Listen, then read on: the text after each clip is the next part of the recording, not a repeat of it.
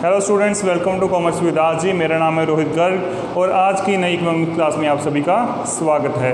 वैसे जैसे कि बच्चे हमारा ह्यूमन कैपिटल फॉर्मेशन चैप्टर चल रहा था, आज उसका सेकंड पार्ट रहने वाला है बच्चे। और ये जो पार्ट रहेगा बच्चे, ये आपके लिए काफ़ी सारे नए नए क्वेश्चंस लेके आएगा और काफ़ी एक फ़ायदेमंद साबित होगा बच्चे आपके लिए।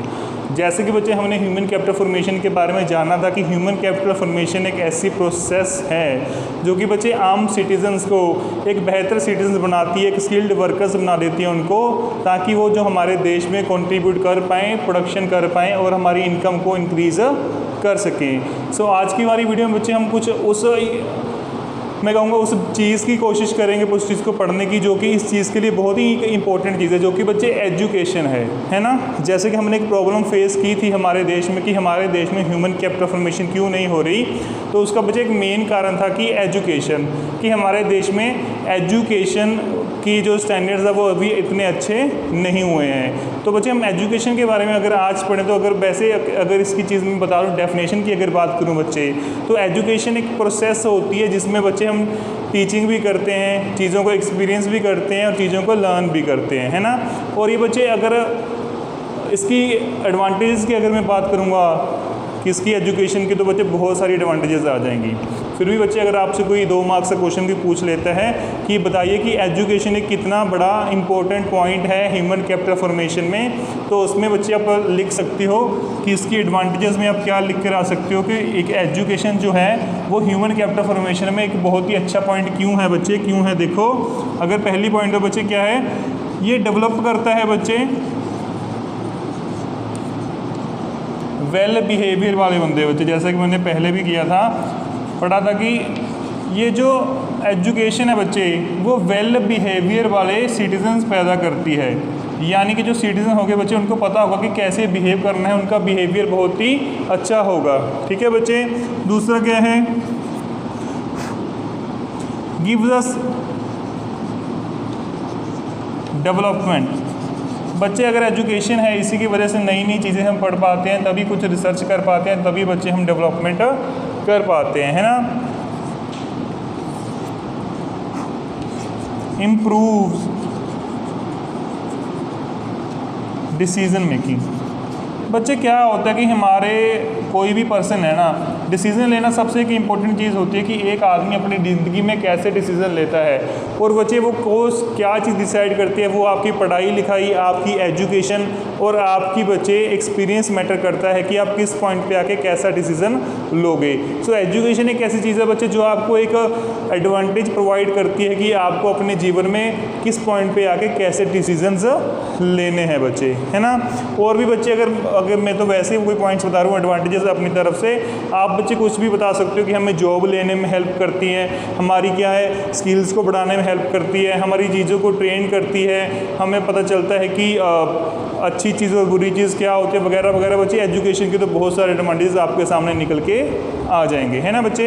और एक पॉइंट अगर कोई आपसे पूछ ले कि क्या गवर्नमेंट सेक्टर बच्चे इंपॉर्टेंट रहता है एजुकेशन सेक्टर में, तो एक क्वेश्चन कई बार 1 नंबर का क्वेश्चन आपसे पूछा जाता है बच्चे कि गवर्नमेंट सेक्टर का क्या रोल है बच्चे एजुकेशन सेक्टर में, तो आप बच्चे ये कह सकते हो बिल्कुल कि हाँ जी, गवर्नमेंट सेक्टर का एक बहुत ही बड़ा रोल है एजुकेशन सेक्टर में। क्योंकि एजुकेशन सेक्टर बच्चे एक ऐसा सेक्टर है जिसमें बच्चे थोड़ी सी इन्वेस्टमेंट की ज़रूरत ज़्यादा रहती है। क्यों?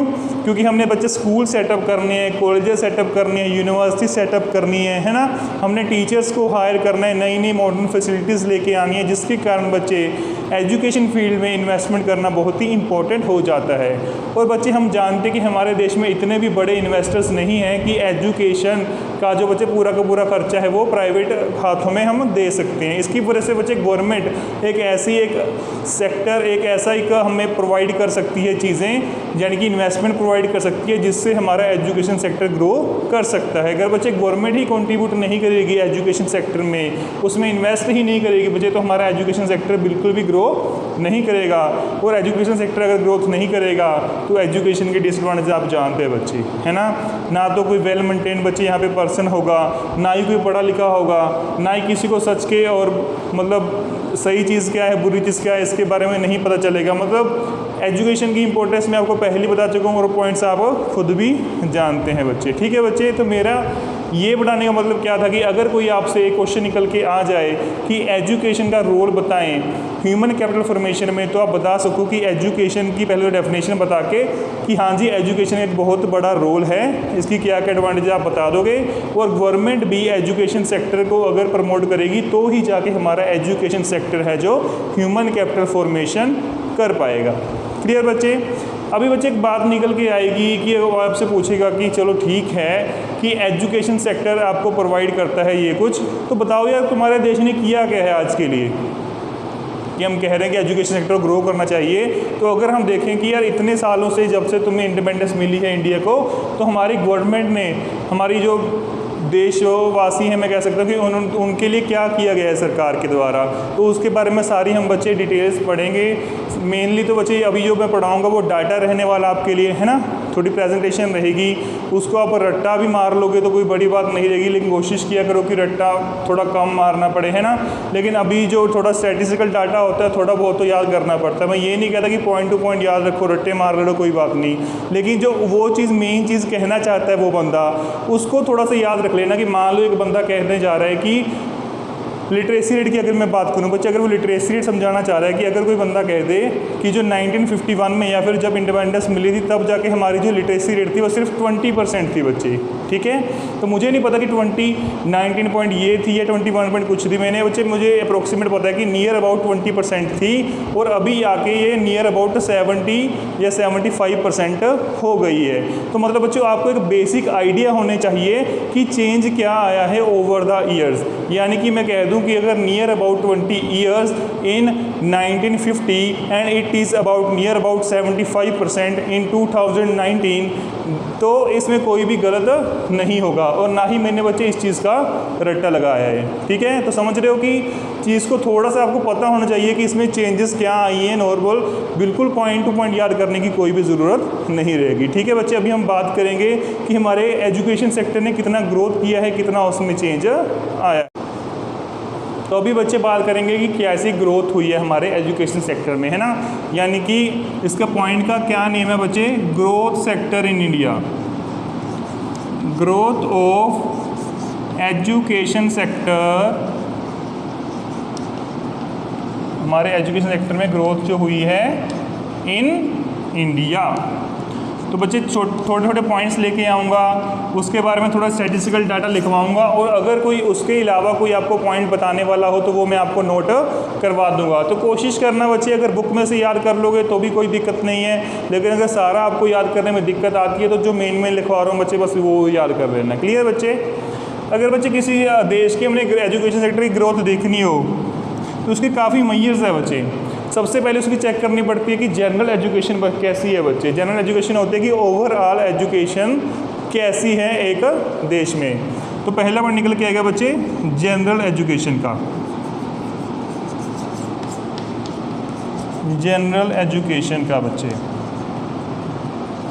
तो अगर जनरल एजुकेशन की बात की जाए बच्चे तो वही बच्चे लिटरेसी रेट की मैं बात करूंगा कि इन 1951 में अगर बात की जाए, इन 1951 नियर अबाउट बच्चे, नियर अबाउट 18% ही लोग हमारे लिटरेट थे। 18% लोग ही हमारे क्या थे बच्चे, पढ़े लिखे थे। लेकिन अभी जनरल एजुकेशन में, ओवरऑल एजुकेशन में हमने ग्रोथ कर ली है। कैसी ग्रोथ की बच्चे? नाउ डेज नियर अबाउट 74% जो बच्चे हमारी पॉपुलेशन है वो क्या है, लिटरेट है। तो आप देख सकते हो बच्चे कि ओवरऑल एजुकेशन में यानी कि लिटरेसी रेट में कितना ज़्यादा सुधार हुआ है। हम कह सकते हैं कि इम्प्रूवमेंट हुई है, कितनी ग्रोथ हुई है हमारे एजुकेशन सेक्टर में। तो अगर आपसे पूछे कि जनरल एजुकेशन में क्या चेंज आया है तो आप सीधा सीधा लिटरेसी रेट बता देना कि पहले 1951 में सिर्फ 18% ही लोग हमारे देश में पढ़े लिखे थे, लेकिन अभी जाके वो 74% के भी आगे चले गए हैं। क्लियर बच्चे? जनरल एजुकेशन की बात सभी को क्लियर होनी चाहिए। अभी मैं बात करूंगा बच्चे प्राइमरी एजुकेशन की। प्राइमरी एलिमेंट्री एजुकेशन कौन सी होती है बच्चे? जो कि छोटे बच्चों की पढ़ाई से आधारित होती है बच्चे, ठीक है। वो कौन सी रहती है बच्चे आपकी? उसको बोलते हैं, सेकंड पॉइंट निकल के आ गया बच्चे, एलिमेंट्री एजुकेशन।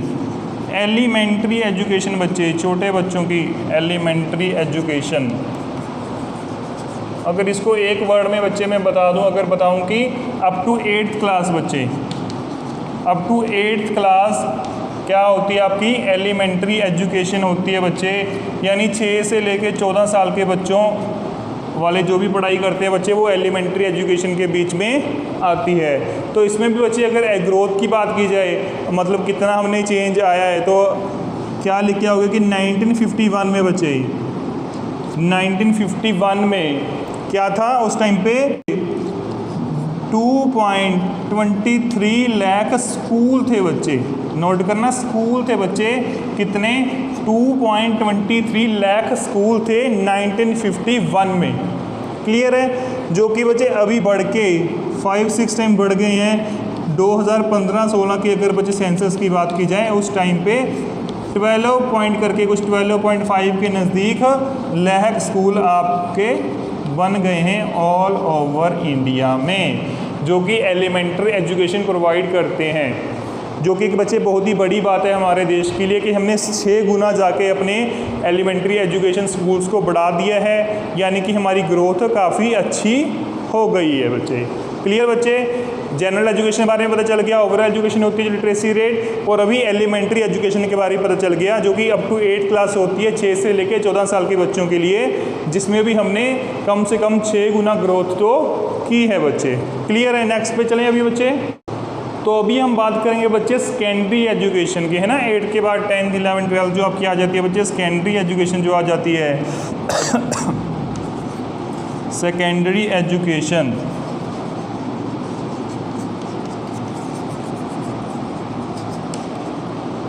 तो बच्चे इसमें आ जाते हैं, मतलब बड़े बच्चे जो आपके होते हैं ना, पढ़ाई करते हैं 18 साल तक, वो वाले बच्चे इसमें आ जाते हैं। बच्चे देखो बच्चे, ये वाली जो लाइन है, मतलब ये वाली जो एजुकेशन है बच्चे, एक स्टूडेंट की मतलब बहुत ही इम्पोर्टेंट एजुकेशन पार्ट होता है बच्चे 9 से लेकर 12 तक का, जो कि आपके जीवन में बच्चे काफ़ी एक अहमियत लेके आता है ना, क्योंकि इस टाइम पे जो आप डिसीजन लेते हो, जो आप पढ़ाई करते हो बच्चे, वो आपको सारी उम्र आपके काम आती है, आपके हेल्प में रहती है बच्चे, ठीक है। अगर बच्चे उस टाइम पे इतनी इम्पोर्टेंट एजुकेशन की अगर स्टैट्स की बात की जाए तो बच्चे 1951 में बच्चे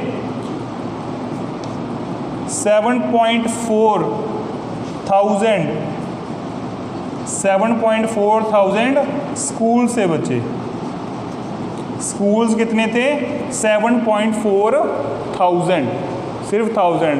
अगर आप देखें कि अगर हम कंपेयर करें, किससे कंपेयर करें, अगर हमने प्राइमरी एजुकेशन या फिर एलिमेंट्री एजुकेशन से, तो कितना फ़र्क था बच्चे कि हमारे पास कम से कम 2-2.5 लाख स्कूल थे उस टाइम प्राइमरी एजुकेशन के, लेकिन सिर्फ 7.4 थाउजेंड स्कूल थे सेकेंडरी एजुकेशन के।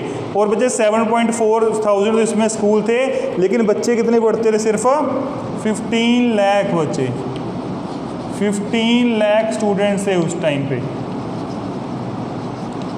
7400 स्कूल थे बच्चे और 15 लाख स्टूडेंट इसमें पढ़ते थे। तो अभी बच्चे अगर ग्रोथ की बात की जाए, तो अगर अभी 2015-16 की बात की जाए बच्चे, तो ये जो स्कूल हैं आपके, ये जो स्कूल हैं आपके, वो 7.4 थाउजेंड से बढ़ के अभी 2.52 लाख हो गए हैं बच्चे, 2.52 लाख स्कूल्स हैं बच्चे, 2.62 लाख स्कूल्स ओपन हो गए हैं। और उनमें पढ़ने वाले बच्चे भी ऑब्वियसली बढ़ गए हैं बच्चे, पहले थे 15 लाख, लेकिन अभी 3.2 करोड़ के करीब बच्चे सेकेंडरी एजुकेशन में पढ़ रहे हैं बच्चे, जो कि एक बहुत ही अच्छी बात है कि हमारे 3.2 करोड़ जो बच्चे हैं बच्चे सेकेंडरी एजुकेशन ले पा रहे हैं। और इतनी इंपॉर्टेंट एजुकेशन है कि हमारे देश के लिए बच्चे काफ़ी फ़ायदा लेके आएगी। देखो बच्चे, अगर इसमें अगर हेल्प, मतलब हम कह सकें योगदान की अगर बात की जाए कि सेकेंडरी एजुकेशन में, तो बच्चे 2 नाम बहुत ही इंपॉर्टेंट निकल के आएंगे आपके लिए। एक तो रहेगा बच्चे नवोदय विद्यालय बच्चे, इन्होंने बहुत मतलब योगदान दिया सेकेंडरी एजुकेशन को आगे लाने के लिए। और एक बच्चे आपकी KVS है, केंद्रीय विद्यालय,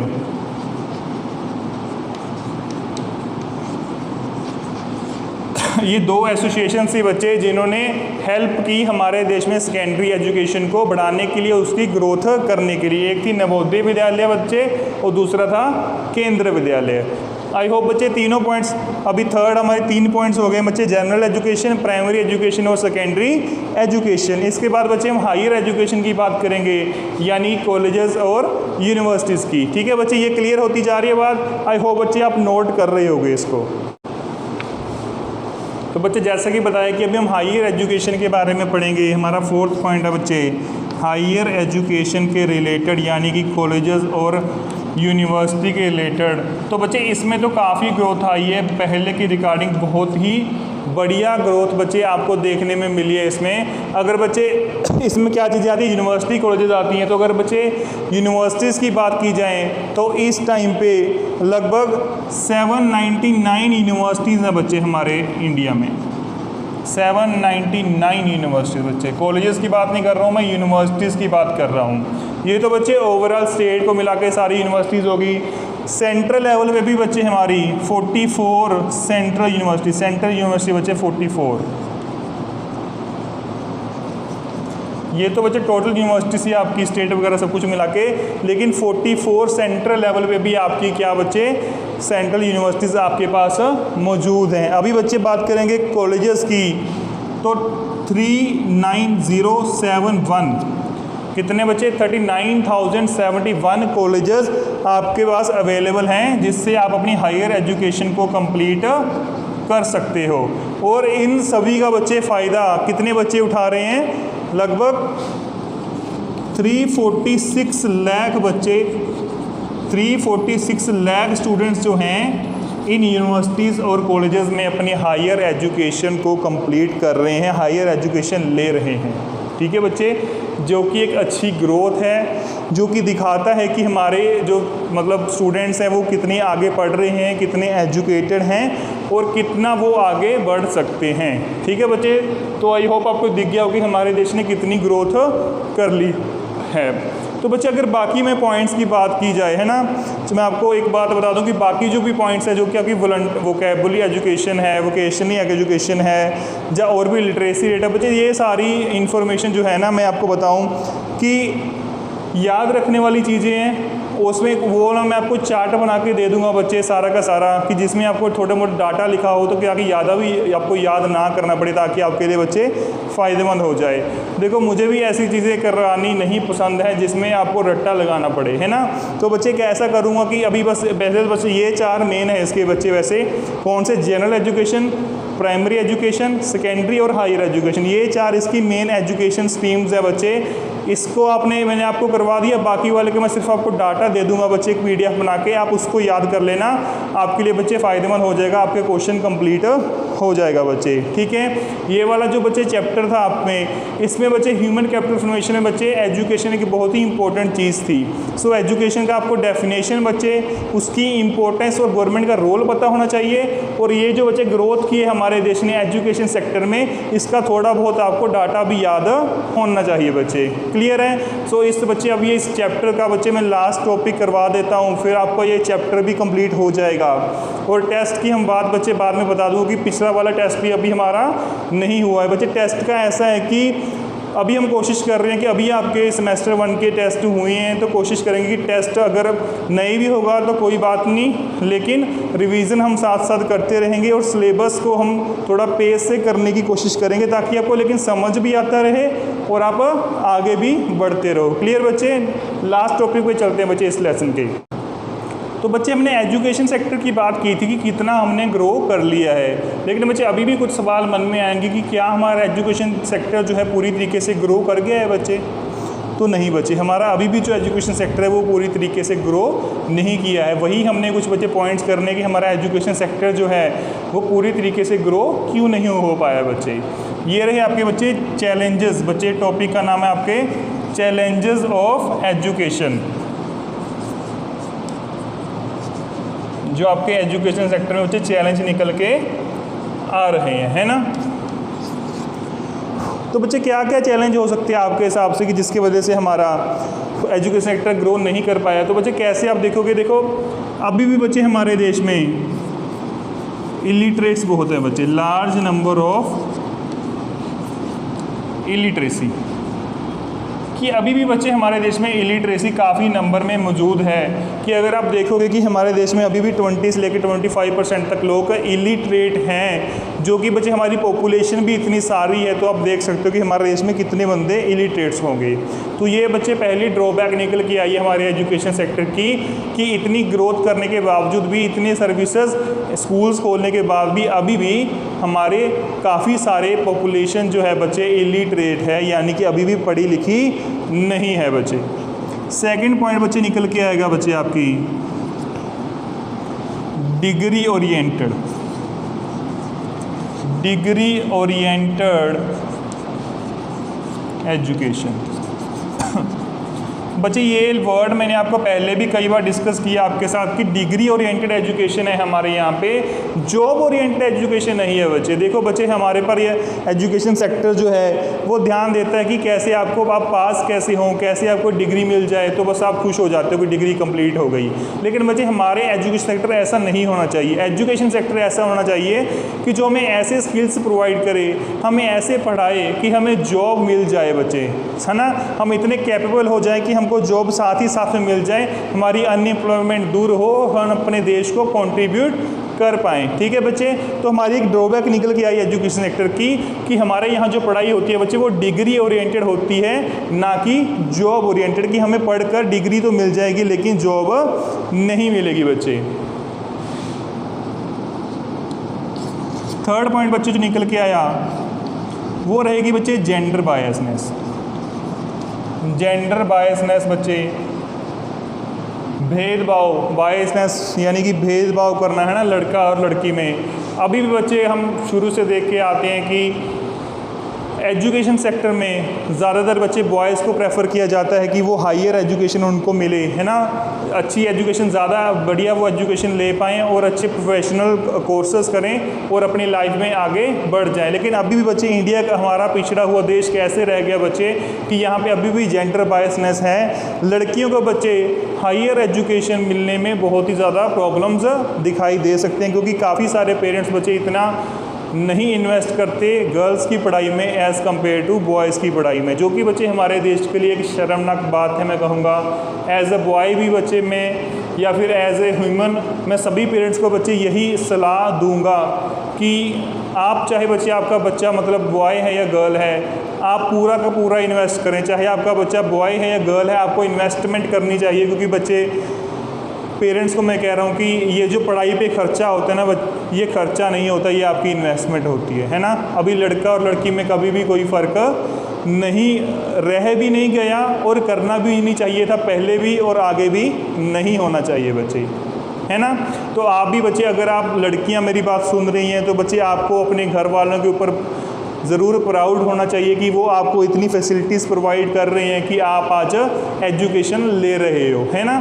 तो बच्चे ट्राई करना कि अगर आपके घर वाले आपके ऊपर इन्वेस्ट कर रहे हैं, जैसा मैंने कहा इन्वेस्ट कर रहे हैं, तो आप इन्वेस्टमेंट के तौर पे उनको प्रॉफिट बना के दो, यानी कि आप अच्छे तरीके से पढ़ो और अपनी लाइफ में बच्चे सक्सेस हो के उनको बच्चे, ताकि गर्व हो कि उन्होंने जो डिसीज़न लिया अपनी लड़की को पैसा लगाने का, वो गलत डिसीज़न नहीं था। ठीक है बच्चे, तो थर्ड जो मेजर एक ड्रॉबैक निकल के आई बच्चे हमारे एजुकेशन सेक्टर की, अभी भी हमारे देश में जेंडर बायसनेस है और लड़के जो हैं उनको ज़्यादा एजुकेशन मिल रही है एज़ कंपेयर टू गर्ल्स बच्चे। ठीक है, एक तो बच्चे ये भेदभाव हो गया कि लड़का और लड़की में। एक बच्चे होता है कि रूरल एरियाज स्टिल अनएजुकेटेड। एक पॉइंट निकल के आया कि बच्चे देखो यार, ये जो एजुकेशन की फैसिलिटीज़ है अच्छी फैसिलिटीज़ है, लेकिन बच्चे ये जो फैसिलिटीज़ है ना, अभी भी जो अर्बन एरियाज़ हैं, जो मेजर एरियाज़ है बच्चे, उनके तरफ ही पहुंच पाई हैं, और जो रूरल एरियाज़ है, विलेज वगैरह वाला एरिया है, वो अभी भी इन फैसिलिटीज़ का फ़ायदा नहीं उठा पाई हैं। जिन्हीं की वजह से बच्चे, जैसे कि आप जानते हो कि हमारे देश की काफ़ी पॉपुलेशन जो है जो रूरल एरिया में रहती है, और रूरल एरिया में ही अगर सारी फैसिलिटीज़ नहीं मिल रही हैं तो आप देख सकते हो कि हमारे देश में कितने बंदों को फैसिलिटीज़ नहीं मिल रही होगी। तो एक मेजर ड्रॉबैक निकल के आया बच्चे हमारे एजुकेशन सेक्टर का इंडिया में कि यहाँ पे रूरल एरिया को इग्नोर किया जा रहा है बेटर फैसिलिटीज़ के लिए, और ज़्यादातर फैसिलिटीज़ जो हैं वो सिर्फ अर्बन एरियाज़ को ही मिल रही हैं बच्चे, है ना। एक लास्ट पॉइंट बच्चे इसमें मैं ऐड ऑन करना चाहूँगा कि लो गवर्नमेंट इन्वेस्टमेंट बच्चे, लो गवर्नमेंट इन्वेस्टमेंट। देखो बच्चे मैंने आपको बताया था कि एजुकेशन सेक्टर को अगर ग्रो करना है तो इसमें इन्वेस्टमेंट तो करनी ही करनी पड़ेगी, है ना। और प्राइवेट बंदों में इतनी कैपेबिलिटी नहीं है हमारे देश के कि वो इतनी इन्वेस्टमेंट प्रोवाइड कर सके कि हमारे देश में एजुकेशन सेक्टर पूरी तरीके से ग्रो कर ले। तो इसकी वजह से बच्चे किसको इन्वेस्टमेंट करनी पड़ेगी, गवर्नमेंट सेक्टर को ही इतना इन्वेस्ट करना पड़ेगा जो कि हमारा एजुकेशन सेक्टर ग्रो कर जाए। तो बच्चे लेकिन ड्रॉबैक क्या निकल के आया हमारे देश के लिए कि हमारी गवर्नमेंट ही है जो बच्चे वो इतनी जो रिक्वायर्ड इन्वेस्टमेंट है वो नहीं कर रही है। मतलब इन्वेस्टमेंट कर तो लिए लेकिन जितनी चाहिए बच्चे इन्वेस्टमेंट करने की वो इतनी इन्वेस्टमेंट नहीं कर पा रहे हैं, जिसकी वजह से बच्चे हमारा जो एजुकेशन सेक्टर है अभी तक इतना ग्रो नहीं किया है बच्चे। ठीक है बच्चे, तो इसी के साथ बच्चे आपका ये वाला चैप्टर भी कंप्लीट हो गया है। और बधाई हो सभी को पहली बात तो, है ना। अभी बच्चे नेक्स्ट जो हमारी वीडियो रहेगी वो शायद लाइव भी हो सकती है और रिकॉर्डेड भी हो सकती है। नेक्स्ट चैप्टर हम स्टार्ट करेंगे जिसमें, लेकिन अगर उससे पहले बच्चे अगर आपको इस वीडियो में या फिर इस चैप्टर में अगर किसी को भी डाउट है बच्चे मुझे कमेंट करके ज़रूर बता देना, और अपना नाम और सेक्शन, क्लास सेक्शन बच्चे ज़रूर मेंशन करना, है ना। देखो बच्चे अब मैं सभी को कोशिश करता हूँ कि ज़्यादा से ज़्यादा बच्चे मेरी क्लास देख पाएँ ताकि सभी फ़ायदा उठा पाएँ, है ना। तो कोशिश करना कि अगर आप देख रहे हो बच्चे मेरी वीडियो, तो कोशिश करना कि आपके फ्रेंड्स, आपके दोस्त, आपके कोलीग्स जो भी स्टूडेंट्स हैं उनको भी वो वीडियो देख पाएँ और वो फ़ायदा उठा पाएँ बच्चे। ठीक है, तो बच्चे नेक्स्ट क्लास में मिलेंगे, नेक्स्ट वीडियो में मिलेंगे बच्चे। तब तक के लिए बच्चे गुड बाय।